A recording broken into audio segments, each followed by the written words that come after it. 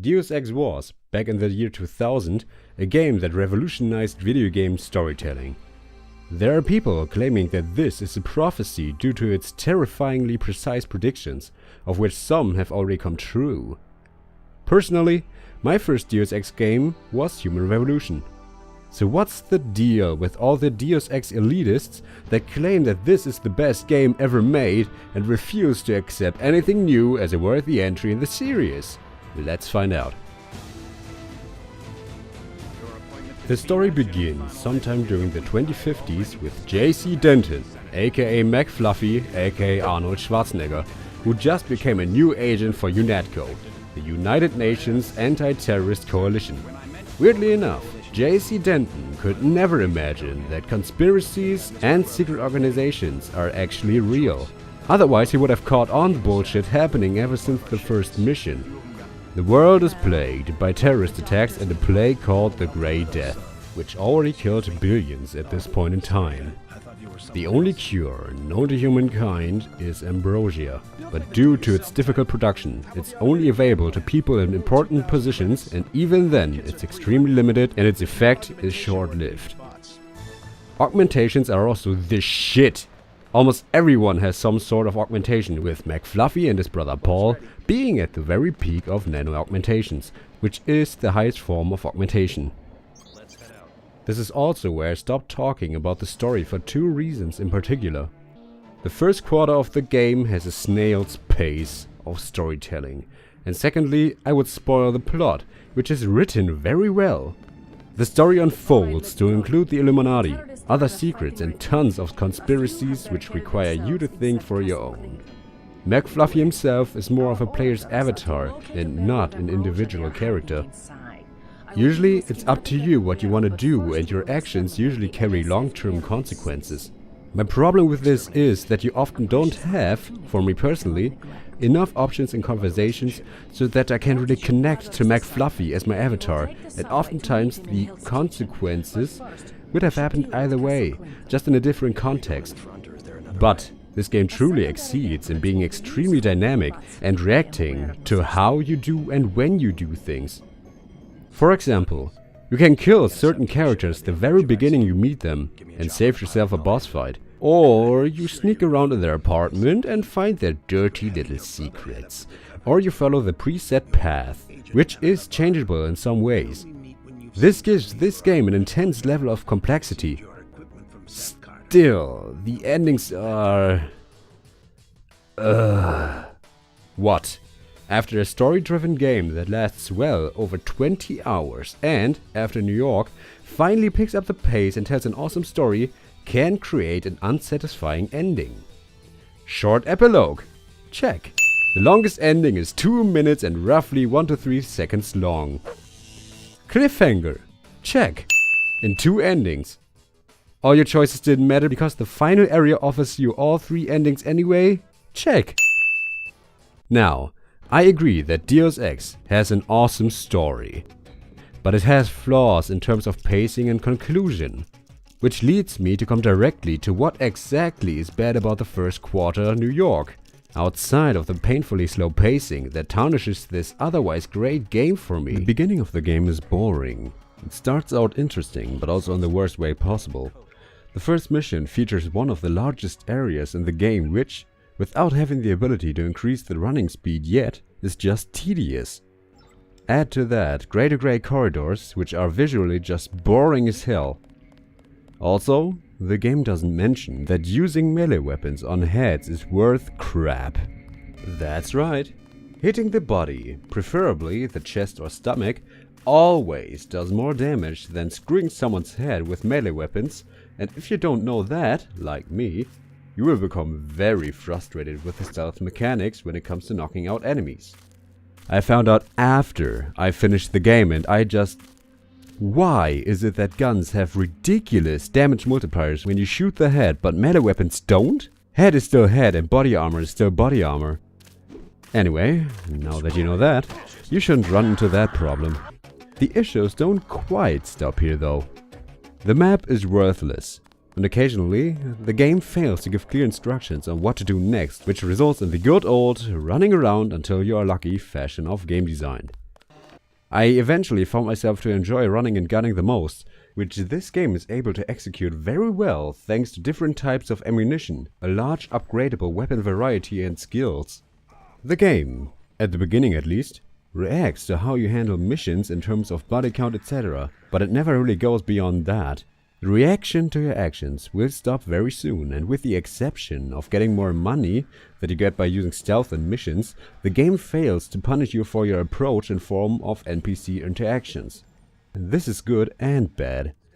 But on the other hand, the game lets you choose what you do on your own accord, so you have complete control over how you handle yourself in all situations. I was still using stealth from time to time, and Deus Ex can work beautifully as a stealth game as well, once you know the tricks to it, that is. The game itself rarely doesn't explain very important things to you, even though it has an optional tutorial, but these things can hinder your enjoyment of this game. I can see people arguing that this is something good so that people can find out stuff on their own, and usually I would agree because in my opinion, modern games have too much hand-holding, but when it doesn't explain fundamental gameplay elements, either through tutorials or logical conclusions based on in-game mechanics, which may ultimately cause you to have a worse experience, then I simply think that this is a flaw. Believe it or not, but I have only one thing left to complain about: the AI. It manages to do the most basic things, but that's about it. The AI is not good, and it's extremely abusable. Most of the other things about this game are great though.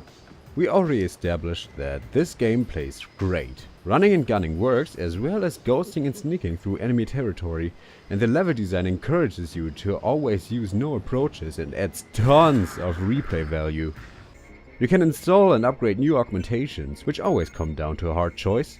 All new augmentations, which come in augmentation canisters, always have 2 new possible augmentations. You can only pick one. For example, when it comes to the leg augmentation, you have the choice between a stealth upgrade, which, on the highest upgrade, makes your footsteps absolutely silent, but your other choice is a speed upgrade, with which you can really go fast. The only things really limiting you are your health, energy and inventory. All your limbs have their own health, but if your torso or head has 0 health left, you die. If your legs are damaged, you are slowed significantly, and if your arms are wobbly, I think reloading is going to be the least of your problems. Energy is used if you use your augmentations, and you might think that flashlights that aren't integrated into your body and run longer than a few minutes have been invented yet. But sadly, that's not the case. Your inventory is extremely limited, and that's good. Because if your inventory would be any bigger, then you would not only be a Terminator, but also a walking armory. Other things you can do in your inventory is looking up important information, pictures, the useless maps, the conversations you had, upgrade your skills and augmentations, and the list still goes on. Speaking of skills, you obviously have different skills. Weapon-related skills increase accuracy and damage. Lockpicking and electronics increase your efficiency with lockpicks and multi-tools. Hacking makes the boring waiting game of hacking computers go by a little faster. And the last 2 skills, swimming and toxic resistance, are completely useless. Both are simply just a waste of skill points. If you get to the point of drowning, you can work around that with the health regeneration augmentation or with rebreathers. And toxic resistance is nonsense due to hazard suits and a harsh environment resistance augmentation. You can get skill points by exploring the different areas, talking to people and completing the optional side quests. There's one more thing I would like to talk about: the voice acting. It is, by modern standard, pretty okay. Sometimes though, there are some hilarious lines. Musically speaking, the game has a very good soundtrack that really picks up after New York. Alexander Brandon, Dan Garopi and Michiel van den Bos have done an awesome job with the soundtrack, and I am always delighted to hear different tracks for combat and calm situations, as well as different tracks when you talk to certain people. When it comes to sound design, then all I have to say is that it's meeting the standard of old school shooters. Don't expect anything too groundbreaking here. On the technical aspect though, this game didn't age well. The physics are sometimes somewhat glitchy, and it doesn't help that the game approached a realistic art design which, naturally, doesn't look good after 16 years anymore. The animations often look like they're from a low-budget cartoon, and adds another layer to how funny this game can be. While the color variation certainly gets better once you leave New York, and its grey corridors of boredom, it never gets to the point of looking good. It, by far, doesn't look unbearable, but you see its age on many, many occasions. What is this game doing good for its genre? Really solid gameplay, wonderful atmosphere, very good storytelling full of plot twists that keep you hooked. Many ways to approach missions, complex adaptation to your playstyle, good soundtrack, high replay value thanks to the gameplay and customization options, and your actions influence the game greatly. Once you get past the beginning, you are in for a great experience. What could have been improved? The entire first quarter of the game is boring, and I think some more colors would have made it, at least visually, more appealing. The game is sometimes cryptic about your objectives, and the useless maps don't help a lot either. I think a map like in Hitman will help a lot here, minus the location of enemy NPCs if you didn't mark them before, which could also add potential for side quests and more gameplay complexity. Why are you still here? Some skills and augmentations are significantly better than others, which is a minor nitpick thanks to it being a single player RPG. The tutorial isn't used to its full potential, especially that whole body thing would have needed an explanation. The story takes, for me personally, a bit too long to pick up the pace.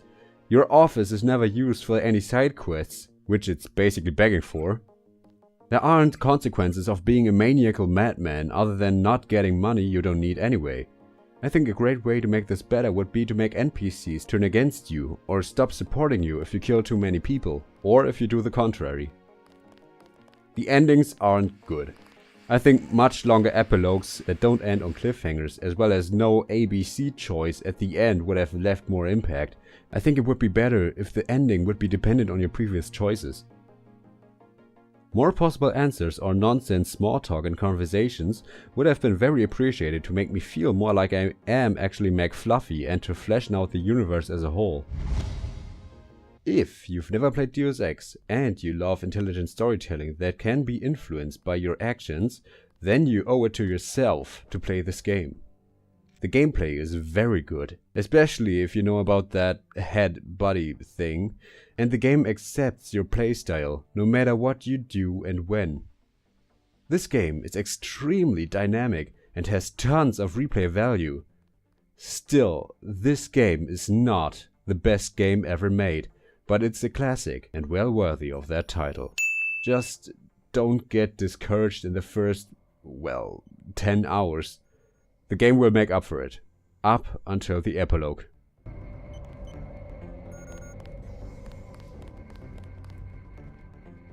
Hey, stop right there. Also, once you finish the game, try out the cheat codes. A dandy great time awaits you.